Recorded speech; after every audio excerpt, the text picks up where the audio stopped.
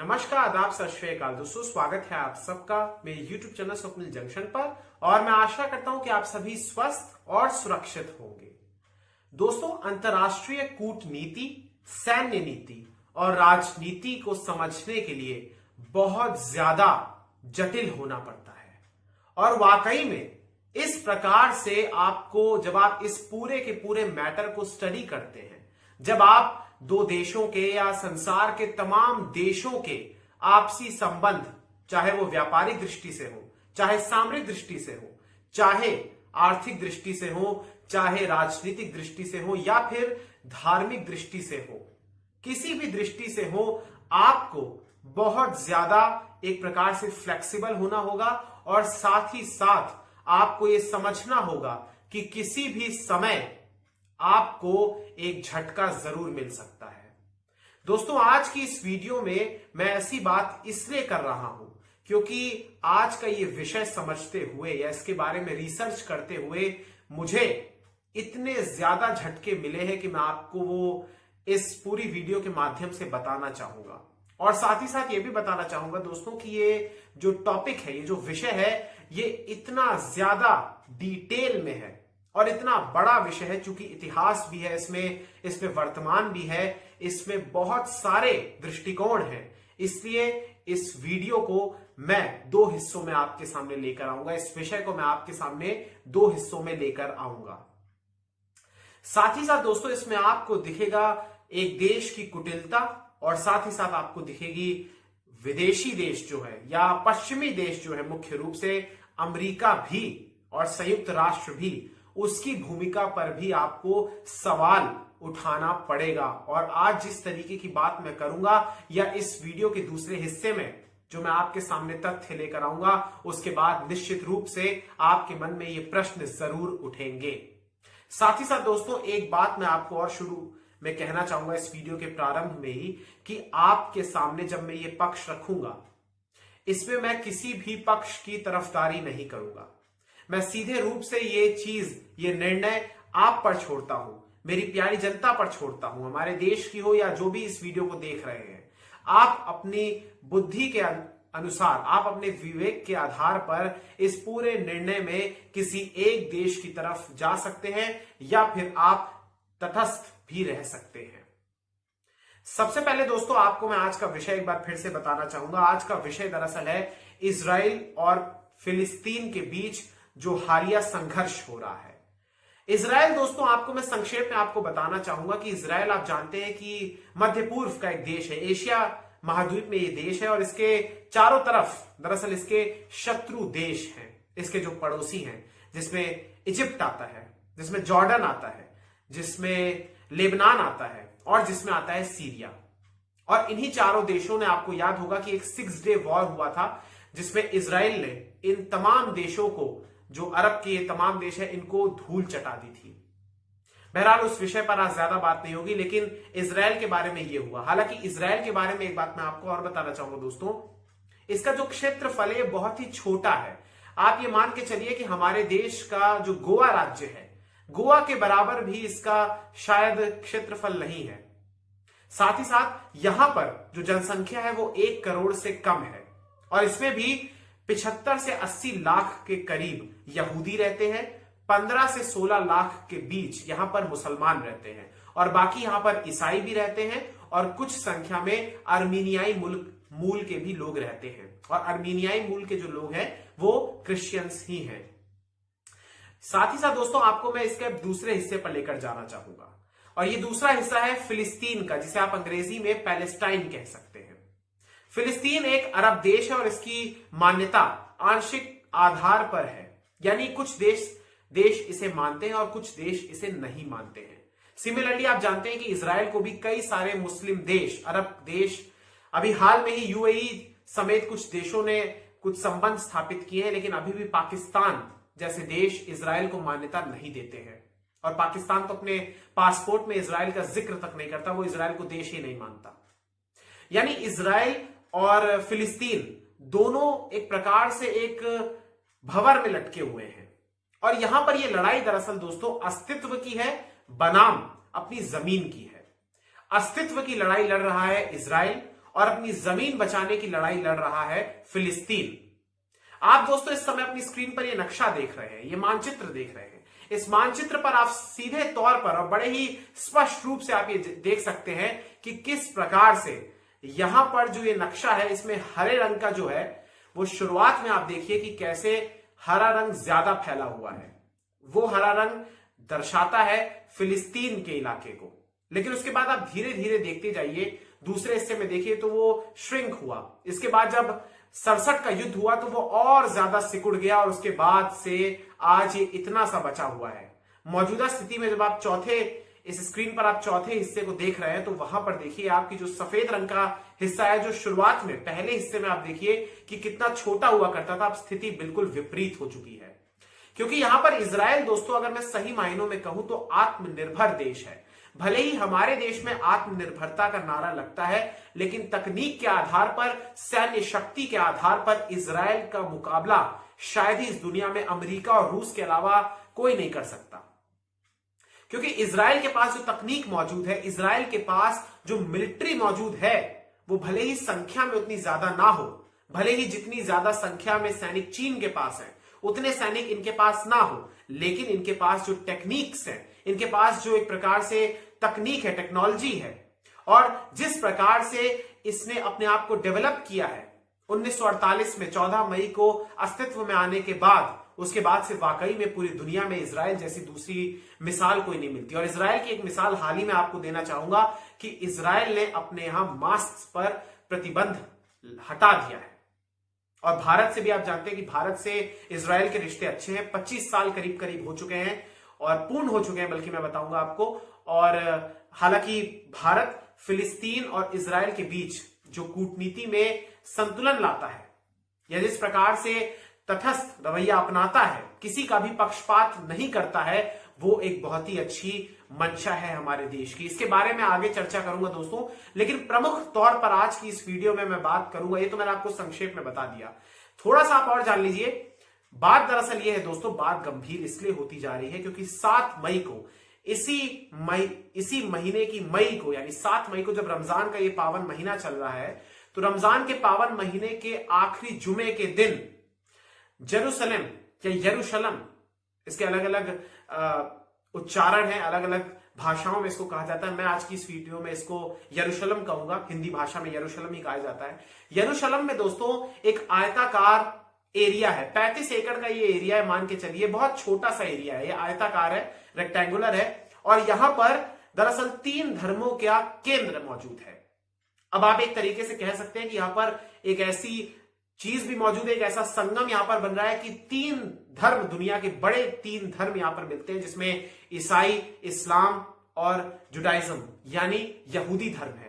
लेकिन साथ ही साथ यहां पर इसका एक और विपरीत पक्ष यह है, इसकी विडंबना यह है, विरोधाभास आप ये देखिए कि संगम तो यहां पर मिलता है, लेकिन यहां पर सबसे बड़ा विवाद भी इन तीनों धर्मों के अपनी अपनी मान्यताओं के आधार पर ही होता है। यानी एक और केंद्र भी यही है और एक और बंटवारे की वजह भी यही है। इसलिए बहुत ज्यादा अवसरों पर हमेशा यही देखा जाता है कि यरूशलम और मुख्य रूप से जो ये आयताकार इलाका है या पूर्वी यरूशलम का जो इलाका है यरूशलम के भीतर, वहां पर क्लैश हमेशा बरकरार रहता है, वहां पर तनाव बरकरार रहता है। 2014 के बाद की स्थिति इस बार इतनी गंभीर इसलिए हो गई क्योंकि अल-अक्सा मस्जिद दोस्तों वहां पर मौजूद है। आगे मैं इसका आपको धार्मिक पक्ष बताऊंगा आज की इस वीडियो में, लेकिन यहां पर एक अल-अक्सा मस्जिद है दोस्तों, और इसके भीतर इजराइल के सुरक्षा बलों ने हमला किया। इजरायली सुरक्षा बलों का यह पक्ष था कि इसके भीतर मौजूद फिलिस्तीन के जो प्रदर्शनकारी हैं वो दरअसल इजराइल दिवस मनाते हैं वहां पर। दोस्तों मैं आपको बताना चाहूंगा, कुछ राष्ट्रवादी लोग हैं वहां पर जो इजराइल दिवस के तौर पर 10 मई को परेड निकालते हैं। इजराइल दिवस का अवसर यह होता है दोस्तों कि उस दिन यरूशलेम पर कब्जा किया था उस 6 डे वॉर के दौरान इजराइल ने। इसकी खुशी में, इसके जोश को सेलिब्रेट करने के लिए, इस पूरे अवसर को सेलिब्रेट करने के लिए इस परेड को निकाला जाता है। मैं आपको दोस्तों बताना चाहूंगा, फिर से आपको रमजान के आखिरी शुक्रवार को लेकर चलना चाहूंगा। 7 मई की वो तारीख थी और 10 मई को ये पूरा का पूरा ये परेड निकाला जाता है। 7 मई को क्या होता है दोस्तों कि अचानक से वहां पर क्लैश शुरू हो जाते हैं, अचानक से वहां पर तनाव बढ़ जाता है। उसकी वजह मैं आपको वीडियो के एक अगले हिस्से में बताऊंगा। शेख जर्राह का ये इलाका है और इसकी वजह से ये क्लैश पॉइंट हुआ है। लेकिन उससे पहले बस आप इतना याद रखिए कि 7 मई को एक क्लैश पॉइंट शुरू हुआ था, ये पूरा का पूरा तनाव शुरू हुआ था और उसके बाद लगातार ये बढ़ता जा रहा है। और स्थिति अगर मैं आपको बताऊं, कल तक की आपको मैं बताऊं, तो हमास जो कि फिलिस्तीन का एक फिलिस्तीन के हिसाब से अगर मैं कहूं तो ये उनका सैन्य संगठन है, क्योंकि फिलिस्तीन के पास अपनी कोई आर्मी नहीं है, लेकिन दुनिया इसे रिकॉग्नाइज करती है एक आतंकवादी संगठन के तौर पर। इसमें संयुक्त राष्ट्र भी मौजूद है, इसमें अमेरिका जैसे देश भी मौजूद हैं। यानी ये जो हमास है ये एक आतंकवादी संगठन है। हमास का जो समर्थन करती है वो करता है ईरान। जो भी असद या जो रसद जितनी भी होती है हमला की या गोला बारूद जितना भी होता है, रॉकेट्स, ये तमाम चीजें उसको सप्लाई की जाती हैं ईरान के द्वारा। और ये किस रास्ते के द्वारा की जाती है ये भी आप समझिए, इजिप्ट के रास्ते के द्वारा की जाती है। क्योंकि हमास, मैं फिर से आपको एक बार नक्शा दिखाना चाहूंगा दोस्तों। इस बार आप ये नक्शा देख रहे हैं, इसमें आप ध्यान से देखिए कि हमास जिस इलाके पर अपना कब्जा करता है, ये इलाका यहां पर है। आप देखिए बिल्कुल पतली सी स्ट्रिप जैसा है और इसको गाजा पट्टी कहते हैं। इस पतली सी पट्टी में दरअसल कब्जा है गाजा की ये पट्टी है, इस पर कब्जा है दरअसल हमास का, जो कि एक आतंकवादी संगठन है। और यही इजराइल के तमाम शहरों पर, जो बड़े बड़े शहर हैं, उस पर रॉकेट दाग रहा है। इसमें तेल अवीव भी आता है जो राजधानी है, फिलहाल राजनीतिक आधार पर पॉलिटिकल राजधानी है इजराइल की। और साथ ही साथ इसमें आता है इस बार यरूशलेम पर भी, जो पवित्र नगरी है, उस पर भी हमले किए गए रॉकेट के द्वारा। और मैं आपको बताना चाहूंगा दोस्तों कि अभी तक 100 से ज्यादा लोगों की मौत हो चुकी है। ज्यादा तबाही इसमें हुई है, जाहिर सी बात है, हमास के कब्जे वाले गाजा पट्टी में, क्योंकि गाजा पट्टी के पास कोई भी आयरन डोम नहीं है। इजराइल में तबाही इसलिए नहीं हो सकी क्योंकि इजराइल के पास अपना एक डिफेंस सिस्टम है, एक प्रकार से एक वॉल उसने बना रखी है, जिसका जिक्र मैं अगली वीडियो में करूंगा। इस वॉल के माध्यम से इजराइल में जो भी रॉकेट्स दाखिल किए जाते हैं, मारे जाते हैं हमास की ओर से, वो उसमें दाखिल ही नहीं हो पाते। इक्का दुक्का कुछ रॉकेट्स उसमें चले जाते हैं, उतना ही उसमें नाम मात्र का नुकसान होता है। क्योंकि वो जो आयरन डोम है, दरअसल उसकी जो एक प्रकार से जो शील्ड, वो कवच के तौर पर जो देता है, जो प्रदान करता है इजराइल को, वो इतना शक्तिशाली है। और 2001 के बाद इसको बनाने शुरू किया गया था और 2000 कमोबेश मेरा ख्याल है कि 6 या 7 में इसको लगा दिया गया था। उसके बाद से यहां पर हमला नहीं हुआ है और ये पूरे के पूरे तौर पर इजराइल की सुरक्षा करता है। और मैं आपको बताना चाहूंगा दोस्तों कि आसमान में जब ये रॉकेट्स दागे गए थे फिलिस्तीन के द्वारा, फिलिस्तीन की ओर से पहली बार रॉकेट दागा गया था, ये मैं आपको स्पष्ट करना चाहूंगा। उसके बाद ये वीडियोस आप देख सकते हैं कि यहां पर पूरे के पूरे उन रॉकेट्स को आसमान में ही खत्म कर दिया। इसके बारे में डिटेल में आपको अगली वीडियो में बताऊंगा। लेकिन दोस्तों ज्यादा नुकसान होता है हमास के नियंत्रण वाले गाजा पट्टी पर। अब एक बात मैं फिर से आपको लेकर चलना चाहूंगा उसी नक्शे पर, आप ध्यान से देखिए कि जो इस साइड पर आपको दिख रहा है, छोटे छोटे जो टुकड़े दिख रहे हैं, दरअसल यहां पर तो फिलिस्तीन की सरकार यहां पर नियंत्रण करती है, अपना शासन करती है। और यहां के लोग गाजा पट्टी की तुलना में शांति प्रिय हैं, वो हिंसा नहीं करते हैं। वहां पर शांतिपूर्वक प्रदर्शन होते हैं। हालांकि इस बार वहां पर भी हिंसा हो रही है, दंगे वहां पर भी भड़के हुए हैं। लेकिन मूल रूप से गाजा पट्टी पर जो ये होता है पूरा का पूरा, यहां से ही हमला किया जाता है। ये ज्यादा आक्रामक रुख अपनाते हैं इजराइल के प्रति और इजराइल को फिर जवाब मिल जाता है कि अगर हमास ने हमारे ऊपर हमला किया है रॉकेट से, भला आप ये बात जान लीजिए कि इजराइल के पास जो डिफेंस सिस्टम है, जो प्रोटेक्शन का सिस्टम है, वो सबसे मजबूत है।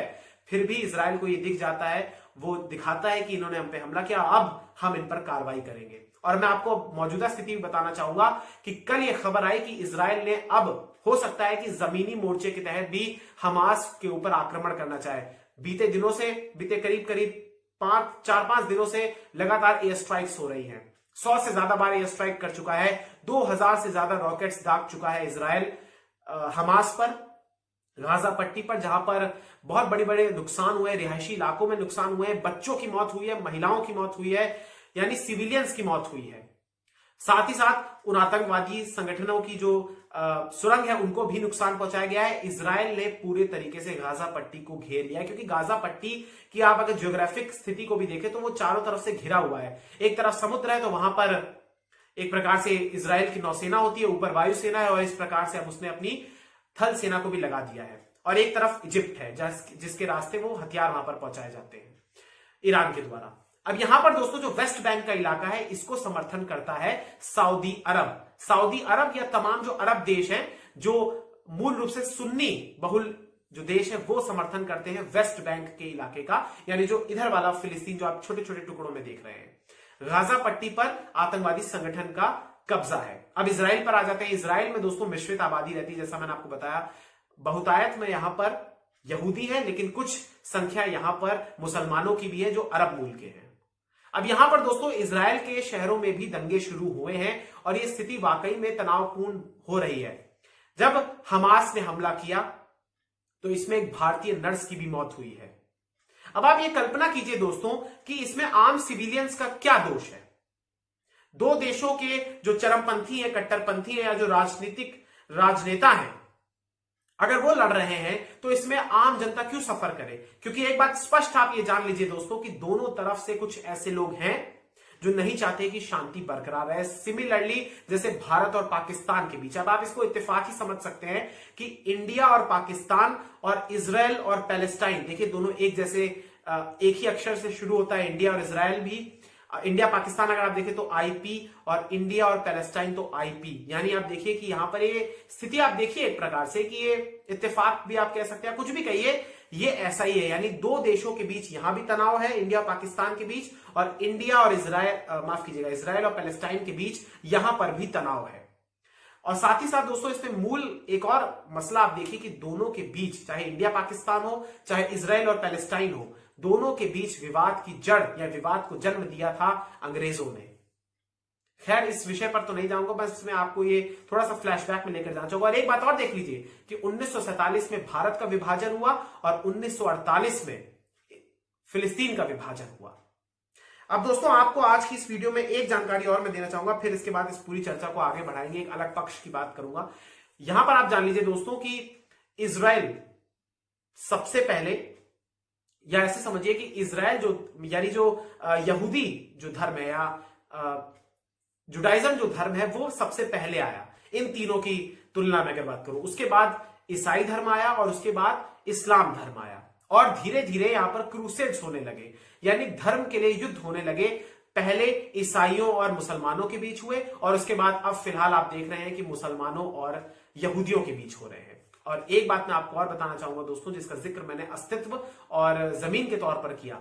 अस्तित्व का जिक्र इसलिए मैं कर रहा हूं क्योंकि कई लोग कहते हैं कि इजराइल इतना शक्तिशाली देश है, इजराइल को थोड़ा सा हाथ हल्का रखना चाहिए। लेकिन आप ये समझ लीजिए कि अगर इजराइल सशक्त नहीं हुआ, अगर इजराइल अपने आप को बहुत ज्यादा मजबूत नहीं करेगा, तो इजराइल का वजूद खत्म कर देंगे ये अरब के देश, क्योंकि ये बहुत ज्यादा नफरत करते हैं।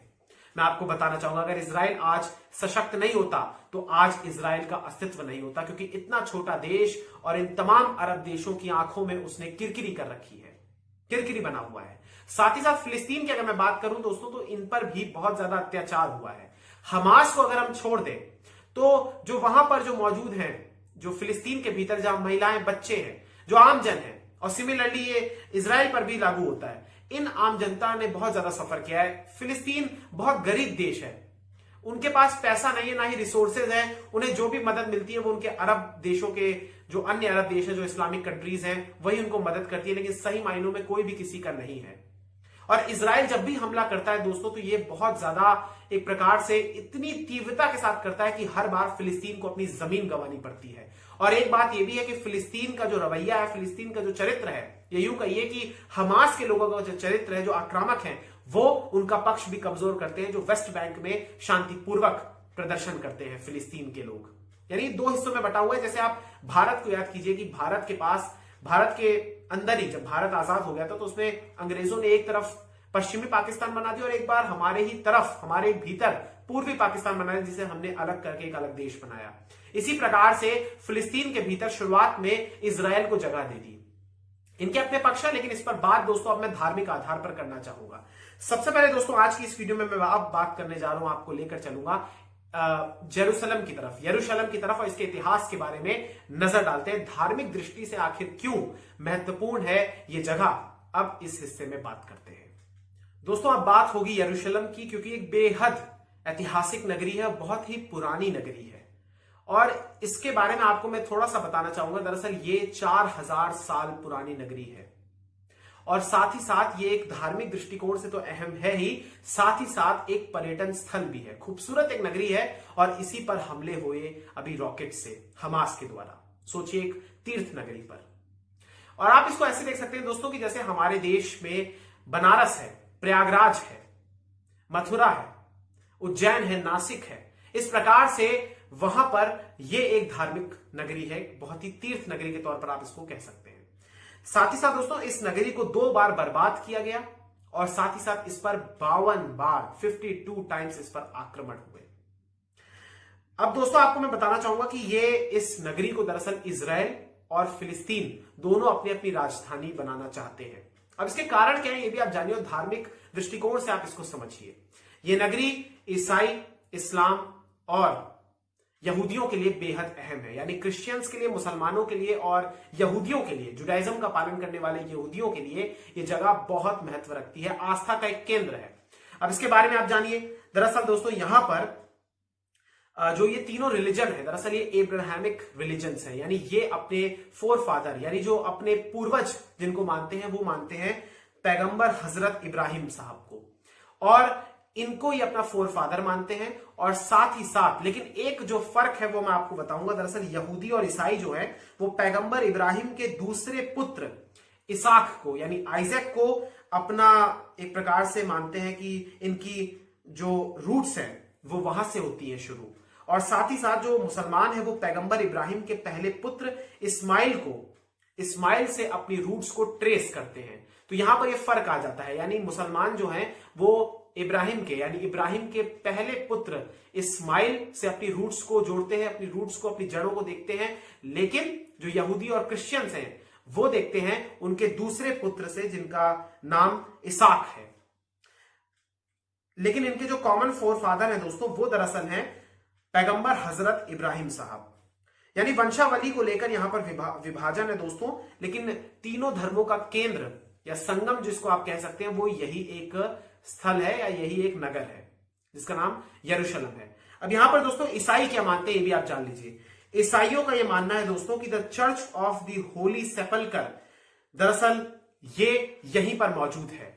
ये जो आयताकार मैंने आपको बताया कि जो पवित्र परिसर है इसी में मौजूद है the Church of the Holy Sepulchre. और ईसाइयों की जो मान्यता है, जिसे इस चर्च को दरअसल हिल ऑफ द कैलेवरी भी कहा जाता है, और इनका ऐसा मानना है कि यहां पर ईसा मसीह को सूली पर चढ़ाया गया था और यहीं पर उनका मकबरा भी है। लिहाजा हर वर्ष करोड़ों ईसाई यहां पर आकर पश्चाताप भी करते हैं और प्रार्थना भी करते हैं। इनका यह भी मानना है कि यहां पर जब माफ कीजिएगा, जब यहां पर ईसा मसीह आएंगे तो यहीं पर वो दोबारा आएंगे और इसमें एक अहम किरदार अदा करेगी ये नगर जिसका नाम है यरूशलेम, यानी यहीं पर दोबारा जी उठेंगे ईसा मसीह। ये मान्यता है ईसाइयों की। बाइबल में दोस्तों इस नगर का नाम सालेम के नाम से है। अब मैं दोस्तों आपको लेकर चलना चाहूंगा कि आखिर मुसलमान क्या सोचते हैं, आखिर इस्लाम में क्या मान्यता है इस नगरी को लेकर। सबसे पहले आप जानिए दोस्तों कि यहां पर इस पूरे शहर में या इलाके में दरअसल मुसलमानों का जो इलाका है वो सबसे बड़ा है, यानी मुस्लिम्स का जो इलाका है वो सबसे बड़ा है। और यरूशलेम मैंने आपको शुरुआत में बताया था कि 4 क्वार्टर्स में बटा हुआ है, और ये जो आयताकार परिसर भी है ये भी 3 हिस्सों में बटा हुआ है। कुछ दूरी में ईसाइयों का पवित्र ये जो चर्च है इसके बारे में आपको मैंने बताया, the Church of the Holy Sepulchre, ये मौजूद है। अब यहां पर आपको मैं बताना चाहूंगा कि आखिर मुसलमानों की क्या मान्यता है, उनका क्या बिलीफ है। उनका बिलीफ ये है दोस्तों कि यहां पर दरअसल हरम अल शरीफ है। ये जो पूरा का पूरा ये इलाका है इसको हरम अल शरीफ वो कहते हैं, और यहां पर डोम ऑफ द रॉक है और अल अक्सा मस्जिद दरअसल यहीं पर स्थित है। अल अक्सा मस्जिद की तस्वीर भी आप इस समय देख रहे हैं। और ये दरअसल दोस्तों इसकी महत्वता यह है कि मक्का और मदीना के बाद ये इस्लाम धर्म को मानने वालों के लिए, इस्लाम धर्म के अनुयायियों के लिए तीसरा सबसे महत्वपूर्ण स्थल है। और इसे अरबी भाषा में जेरूसलम को अल कुद्स का नाम दिया गया है, यानी इसका जिक्र वहां पर है। और साथ ही साथ दोस्तों मैं आपको बताना चाहूंगा कि चूंकि अल अक्सा मस्जिद तीसरा सबसे पवित्र स्थल है, इसलिए भी यहां पर बहुत ज्यादा प्रत्येक वर्ष मुसलमान भी भारी संख्या में आते हैं इबादत करने। और मान्यता दोस्तों इसके पीछे एक और ये भी है कि यहां पर जो पैगंबर मोहम्मद साहब हैं उन्होंने मक्का से यरूशलेम तक का सफर 1 दिन में पूरा किया था, अपनी पूरी यात्रा की थी, और यहीं से यहीं पर उन्होंने दरअसल अन्य पैगंबरों के साथ संवाद किया था और उसके बाद यहीं से वो स्वर्ग की ओर प्रस्थान कर गए थे एक उड़ने वाले घोड़े पर सवार होकर। और उसके बाद जब वो वहां पर आए तो वो फिर अल्लाह का मैसेज उन्होंने स्प्रेड किया। अल्लाह से जो सीख उन्हें मिली या जो अल्लाह ने उन्हें बताया उसे वो उन्होंने स्प्रेड किया। यहीं पर दोस्तों आपको बताना चाहूंगा कि इसका प्रबंधन को लेकर भी, क्योंकि ये लंबे समय तक मुसलमानों के कब्जे में रहा था, तो इसका प्रबंधन वक्फ यानी एक इस्लामिक ट्रस्ट द्वारा किया गया था। और आजादी के बाद भी जब इजराइल आजाद हुआ या इजराइल अस्तित्व में आया और इस बीच जब 67 का युद्ध नहीं हुआ उस दरमियान भी इस पर जॉर्डन का ही प्रबंधन, जॉर्डन को इसकी कस्टडी दी गई थी, कस्टोडियन उसको बनाया गया था। बहरहाल दोस्तों मैं आपको बताना चाहूंगा, ये आपने ईसाइयों का सुन लिया और आपने मुसलमानों का सुन लिया। अब आपके लिए जानना जरूरी है कि आखिर यहूदी क्या सोचते हैं। यहूदियों के लिए दोस्तों ये सबसे पवित्र स्थल ये भी है और इनकी मानना यह है दोस्तों कि यहीं से संसार की रचना हुई थी, यानी एडम का सृजन ईश्वर ने यहीं पर किया था, जिसके बाद तमाम मनुष्यों की उत्पत्ति हुई थी, ऐसा यहूदी मानते हैं। यहीं पर पैगंबर इब्राहिम ने दरअसल दोस्तों परमात्मा के आदेश पर अपने पुत्र इसाक की बलि देने की तैयारी की थी, जिसके बाद ईश्वर उनसे प्रसन्न हुए थे और फरिश्ते जब उन्होंने भेजा तो उन्होंने देखा कि फरिश्ते के साथ एक भेड़ भी खड़ी है और फिर ईश्वर ने कहा कि तुम अपने पुत्र को नहीं बल्कि इस भेड़ की बलि दे दो। तो ये मान्यता भी है और उनका मानना है कि जो बलि दी गई थी वो इसी टेम्पल माउंट में दी गई थी, इसी परिसर में दी गई थी। और दरअसल दोस्तों हिब्रू भाषा में इसे यरूशलेम भी कहा जाता है, जेरूशलेम की नगरी को, यरूशलेम को।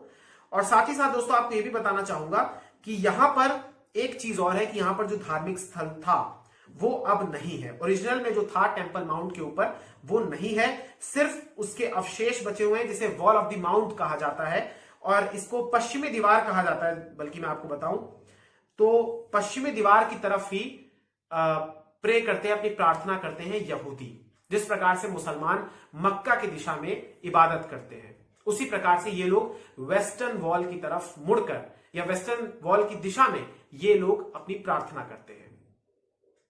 और इसी के अंदर होती है होली ऑफ दी होलीज, इसी के अंदर मौजूद है दोस्तों। और हालांकि एक यहां पे कंफ्यूजन है, आप ये कहिए कि पुराने समय में क्या होता था कि इतना पवित्र स्थल था कि यहां पर आम यहूदी को प्रवेश करने को नहीं मिलता था, सिर्फ यहां पर वही लोग जाते थे जो पुजारी होते थे। इसलिए यहूदी जो आम है उनको इस बात को लेकर अभी कंफ्यूजन है कि आखिर उनका असली स्थल की उपस्थिति या उसकी डायरेक्शन क्या है। बहरहाल दोस्तों आपको मैं बताना चाहूंगा अगले, ये तो आपने समझ लिया कि थोड़ा सा आखिर धर्म के आधार पर क्या है, इनका महत्व क्या है, इन दोनों इस नगरी का इन तीनों धर्मों के आधार पर। लेकिन अब आपके लिए जानना जरूरी है दोस्तों, थोड़ा सा इतिहास भी आपके लिए जानना जरूरी है इस प्राचीन शहर के बारे में। दरअसल यहां पर दोस्तों पहले यहूदी लोगों का शासन था शुरुआत में, और इसके बाद यहां पर यहूदियों का पवित्र सोलोमन मंदिर भी बनाया गया था, जिसे राजा सोलोमन ने बनाया था, जिसे बाद में रोमनों ने नष्ट कर दिया था। और बाइबल में इसका उल्लेख प्रथम मंदिर के रूप में मिलता है।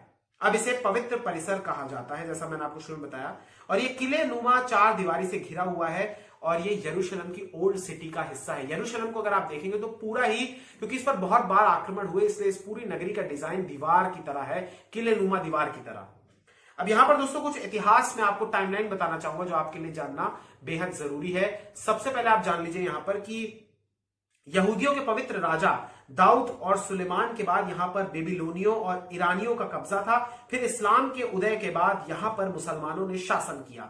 यहूदियों को बार बार यहां से खदेड़ा गया, यहूदियों का बहुत ज्यादा टॉर्चर हुआ हर कालखंड में। 1096 से 99 में ईसाई फौज ने यहां पर यरूशलेम को तबाह कर ईसाई साम्राज्य की स्थापना की थी। द्वितीय विश्व युद्ध के बाद हालांकि इजराइल वापस ले लिया था यहूदियों को, लेकिन इससे पहले यहां पर कुछ समय तक ईसाइयों का कब्जा था और कुछ समय तक यहां पर मुसलमानों का कब्जा था। अब टाइमलाइन के तौर पर हम समझते हैं, यहां पर 1000 ईसा पूर्व में डेविड ने हमला किया था। फिर 313 एडी आते आते यरूशलेम के यहूदी मंदिरों को तोड़ा गया। 135 एडी में रोमन राजा ने, माफ कीजिएगा, दोबारा इसका निर्माण किया और 313 एडी में रोमन राजा ने इसको तोड़फोड़ की थी। 135 एडी में दोबारा इसका निर्माण हुआ। हेड्रियन बादशाह ने इसका निर्माण कराया था दोस्तों, जो कि एक रोमन बादशाह था, और यरूशलेम समेत आसपास के इलाके का नाम फिलिस्तीन रखा था, यानी वहीं से फिलिस्तीन का जन्म हुआ था 135 एडी में। फिर एक बार फिर से मैं आपको 313 एडी में लेकर चलना चाहूंगा। वहां पर ईसाई प्रभाव बढ़ा और पवित्र स्थान बनाए। 638 एडी में इस्लाम का प्रभाव बढ़ा फिर, और खलीफा उमर इब्न अल खत्ताब की सेना की अध्यक्षता कर रहे अबू उबैदा ने शहर पर कब्जा कर लिया। 1099 एडी में ईसाइयों ने कब्जा किया, जैसा कि मैंने आपको शुरू में बताया, और बड़े स्तर पर कत्लेआम किया। 1187 एडी में सलाह अल दीन के नेतृत्व में मुस्लिम फौजों ने दोबारा कब्जा किया। ओटोमन शासन के दौर में जेरूसलम का पुनर्निर्माण कराया गया। इस दौर में यहूदियों की संख्या ज्यादा नहीं थी, लेकिन 1900 आते आते यहूदी यरूशलेम का सबसे बड़ा समुदाय बन गया। 1917 में पहले विश्व युद्ध के दौरान ब्रिटिश सेना ने इस पर कब्जा किया, यरूशलेम के शहर पर, और युद्ध के बाद यरूशलेम को फिलिस्तीन की राजधानी बनाया गया, लेकिन इसे ब्रिटिश शासनादेश के तहत रखा गया। शासन के खत्म होने के बाद यहूदी और अरबों ने इस शहर पर कब्जा करने की बात कही, लेकिन ईसाइयों ने इस शहर को तीनों धर्मों के लिए खुला रखने की मांग की। यह मामला संयुक्त राष्ट्र में गया और इसी सलाह को बल मिला संयुक्त राष्ट्र में, और फिलिस्तीन का बंटवारा हुआ। एक अरब देश, एक यहूदी देश और अंतरराष्ट्रीय प्रशासन वाला एक शहर बनाया गया जिसे यरूशलेम कहते हैं। और इसके तहत करीब करीब 80% हिस्सा जो था इसका इजराइल का, माफ कीजिएगा, जो फिलिस्तीन था इसका करीब करीब मुझे याद आ रहा है कि 84% इजराइल के पास है और 88% उस समय दिया गया इजराइल को, माफ कीजिएगा फिलिस्तीन को। थोड़ा हो सकता है आंकड़ों में 19-20 हो, लेकिन जहां तक मुझे याद आ रहा है यही था, और बाकी का हिस्सा एडमिनिस्टर किया गया, जो शायद 5 से 8% के बीच में ये एडमिनिस्टर करने का मिला अंतरराष्ट्रीय प्रशासन को, जिसको यूएन ने ही पहले एडमिनिस्टर किया, बाद में ये जॉर्डन के उसमें आ गया, अंडर में। इसके अलावा 14 मई 1948 को यह बंटवारा लागू होना था, लेकिन इससे पहले यहूदियों और अरबों के बीच युद्ध छिड़ गया। 1948 में शुरू हुआ युद्ध जब अगले साल सीज फायर से रुका, तब तक अधिकतर इलाका इजराइल के नियंत्रण में जा चुका था। जॉर्डन ने आज के वेस्ट बैंक और मिस्र ने गाजा पर कब्जा कर लिया था। यरूशलेम पश्चिम में इजरायली सेना और पूर्व में जॉर्डन की सेना में बंट चुका था, क्योंकि कोई शांति समझौता नहीं हुआ था, इसलिए कई सालों तक युद्ध और लड़ाई चलती रही।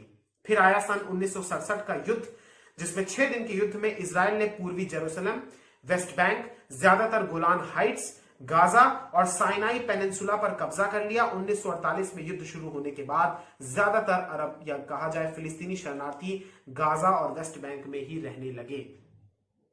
तो ये दोस्तों पूरा का पूरा इतिहास है। अगर मैं आपको बताऊं संक्षेप में, मैंने आपको बताया टाइमलाइन के आधार पर, ये इसका महत्व है और इसीलिए यहां पर ये जंग छिड़ी हुई है। अब आपको दोस्तों एक अहम बात जानकारी और देना चाहूंगा, फिर वीडियो चूंकि बहुत लंबी हो गई है, इसको फिर दूसरे हिस्से में लेकर जाऊंगा। एक शेख जर्राह इलाका है, इसके बारे में आप जान लीजिए, वीडियो का अंतिम हिस्सा होगा इस पहले पार्ट का।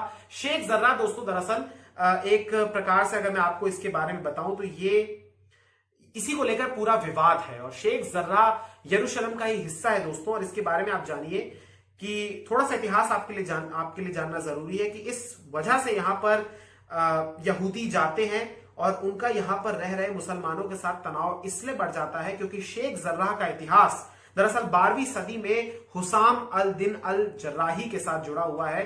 हुसाम उस समय ताकतवर इस्लामिक जनरल सलादीन का निजी चिकित्सक था। सलादीन की सेना ने यरूशलेम को छीन लिया था। अरबी में जर्राह का मतलब होता है सर्जन, और शेख एक टाइटल है जो धार्मिक और सामुदायिक नेताओं को दिया जाता है। बाद में इसी इलाके में जर्राही का मकबरा बनाया गया, और शेख जर्राह इलाका यरूशलेम के उत्तरी इलाके में स्थित है, जो ओल्ड सिटी की दीवार के पास है, और इसी के पास हिब्रू यूनिवर्सिटी भी मौजूद है। तो ये संक्षेप में आपको मैं दोस्तों इसका शेख जर्राह का इलाका बता दिया। लेकिन यहां पर विवाद यह है कि दरअसल इजराइल की सेंट्रल कोर्ट ने वहां रह रहे शेख जर्राह में रह रहे 6 परिवारों को जो फिलिस्तीन के या अरब मूल के हैं उनको हटाने का एक फैसला सुनाया है। सिर्फ 6 लोग वहां पर रहते हैं। अब इसके मूल में आप जाइए, दरअसल क्या हुआ था दोस्तों कि 200 साल पहले करीब करीब कुछ यहूदी ट्रस्ट के लोगों ने जमीनें खरीदना शुरू कर दिया था बड़े पैमाने पर। कहां पर? इसी शेख जर्राह में। और उसके बाद जैसा कि आप जानते हैं दोस्तों कि यहां पर फिर एक प्रकार से मुसलमानों का वहां पर शासन था, तो वो उन लोगों ने जमीन खरीदी थी, लेकिन वहां पर वो कब्जा या वहां पर रह नहीं सके। लेकिन इसके बाद जब इजराइल स्वतंत्र हुआ और 67 के बाद से एक कवायद शुरू हुई कि लगातार हम पैलेस्टीन को खत्म करते जाएंगे और अपनी पुरानी जमीन को हम जो इतिहास के अनुसार या जो धार्मिक महत्वता के अनुसार हमें कहा गया है कि ये हमारे पुरखों की जमीन है, हम उसे फिर से कब्जा करेंगे। इसी कवायद के तौर पर शेख जर्राह के इलाकों को एक बार फिर से इजरायली दक्षिणपंथियों के द्वारा एक बार वहां पर उनको सेटल करवाया जा रहा है। अब इसी सिलसिले में वहां की सेंट्रल कोर्ट या वहां की जो सुप्रीम कोर्ट है, सर्वोच्च न्यायालय ने यह फैसला दिया है। इसके बाद से ही वहां पर तनाव शुरू हो गया दोस्तों। अब यहां पर आपको यह समझना जरूरी है कि यहां पर सिर्फ 6 ही लोग रहते हैं और 6 परिवारों को वो हटाना चाहते हैं और इसी पर अरब देश भी एकजुट हो चुके हैं और यहां पर इजरायल तो है ही अपने आप में सक्षम। तो ये दोस्तों शेख जर्राह का ये तनाव है मूल रूप से। अब आज की इस वीडियो को मैं अंत करने जा रहा हूं। शेख जर्राह के बारे में आप समझ गए यरूशलेम के बारे में। अगली वीडियो में दोस्तों बात करेंगे वर्तमान स्थिति की, हाल के दिनों में क्या हो रहा है, और साथ ही साथ बात करेंगे उस आयरन डोम की भी जो इजरायल को बचा कर रखता है। लेकिन एक बात जान लीजिए दोस्तों कि वाकई में दुनिया में इस समय कोरोना महामारी का संकट है। और पिछले साल आपको याद होगा कि आर्मेनिया और अजरबैजान का एक युद्ध हुआ था या एक तनाव बढ़ा था नागोर्नो काराबाख के क्षेत्र में। उसके बाद से ये बड़ा एक और टकराव ये हुआ है उसके बाद से ही, और इस समय दुनिया बढ़ चुकी है दोस्तों। अमेरिका की मैं बात करूं तो अमेरिका ने समर्थन किया इजरायल का। राष्ट्रपति जो बाइडेन ने कहा है कि इजरायल को अधिकार है कि वो अपने सेल्फ डिफेंस में हमले करे, और साथ ही साथ इस्लामिक देशों का जो संगठन है OIC, organisation of Islamic countries, उन्होंने फिलिस्तीन का समर्थन किया है और एक बैठक भी आज चल रही है।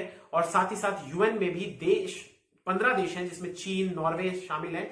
इन लोगों ने एक खुला अधिवेशन भी बुलाया है संयुक्त राष्ट्र में। अब देखना यह होगा कि आखिर संयुक्त राष्ट्र और OIC मिलकर क्या इसमें पहल करते हैं और शांति किस प्रकार से स्थापित होती है, क्योंकि इसमें सफर आम आदमी कर रहा है। यह बहुत दुखद है।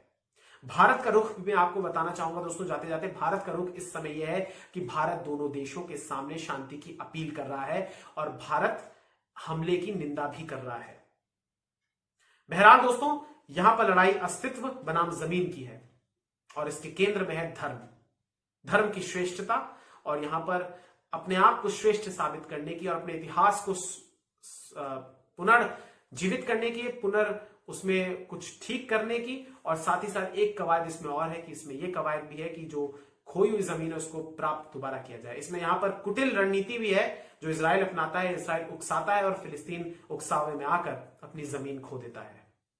अगली वीडियो में मिलते हैं।